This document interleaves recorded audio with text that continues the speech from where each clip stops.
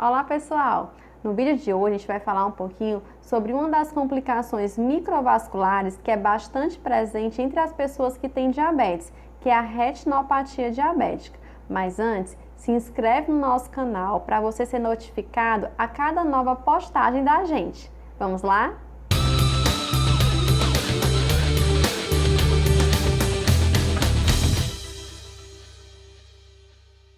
Gente, então, a retinopatia diabética é uma das principais causas de perda visual irreversível no mundo e também é a maior causa de cegueira na população entre 16 e 64 anos. E ela está intimamente relacionada com o tempo de diabetes e com o tempo de exposição à hiperglicemia, que seria o tempo de mau controle do diabetes. Só para vocês terem uma noção, a retinopatia diabética ela está presente em 90% das pessoas que têm diabetes tipo 1 e 60% entre as pessoas que têm diabetes tipo 2 ao longo de 20 anos de desenvolvimento da doença. Então, é muito importante que a gente oriente os nossos pacientes para o rastreamento e detecção precoce. Então, vamos lá conhecer como que deve ser esse rastreamento. Então, se são crianças e adolescentes com diabetes tipo 1, o ideal é que ele comece a fazer o rastreamento para a retinopatia diabética após 5 anos do diagnóstico da doença ou quando entrar na puberdade. Então, o que acontecer primeiro? Se é adulto com DM1, ele vai fazer o rastreamento depois de 5 anos do diagnóstico da doença. Se for diabetes tipo 2, ele vai começar a fazer o rastreamento ao diagnóstico. Isso porque a gente sabe que o diabetes tipo 2, ele é assintomático. Então, nós não sabemos há quanto tempo esse paciente está em exposição à hiperglicemia. Então, por conta disso, ao diagnóstico do DM2, a gente já começa o rastreamento para a retinopatia diabética. E nas gestantes, a gente tem que ter uma atenção especial. Se a mulher ela tem diabetes e ela quer engravidar, ela tem que ter um controle glicêmico bastante rigoroso. O ideal é que ela esteja com a hemoglobina glicada menor que 7%, e isso sem ter muitas recorrências de hipoglicemia.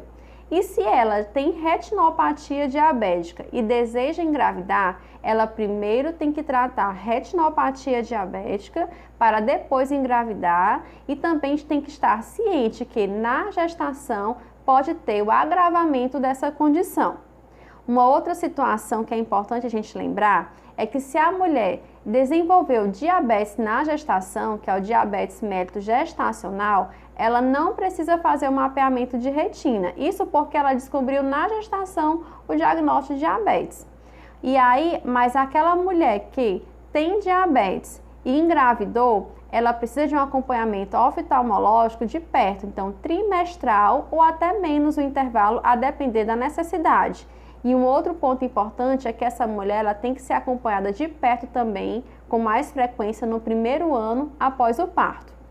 Gente, nós temos que ter, essas são as condições para a gente fazer o rastreamento da retinopatia diabética.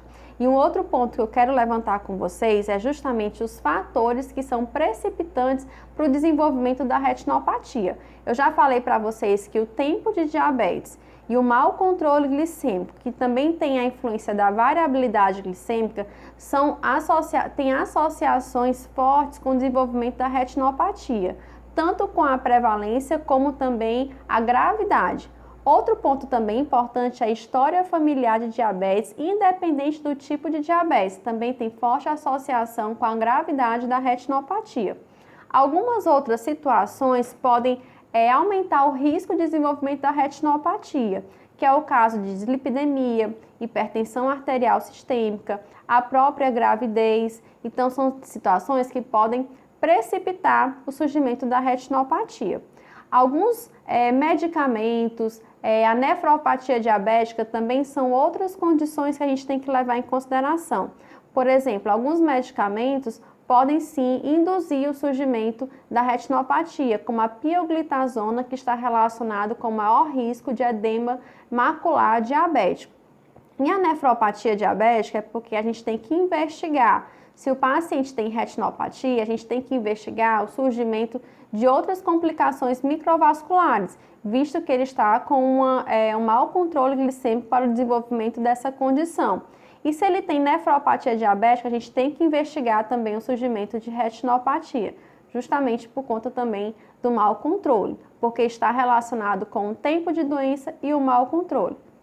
Bom, gente, essas são algumas orientações relacionadas à retinopatia diabética e para mais conteúdo relevante relacionado ao diabetes, continua seguindo a gente nas redes sociais.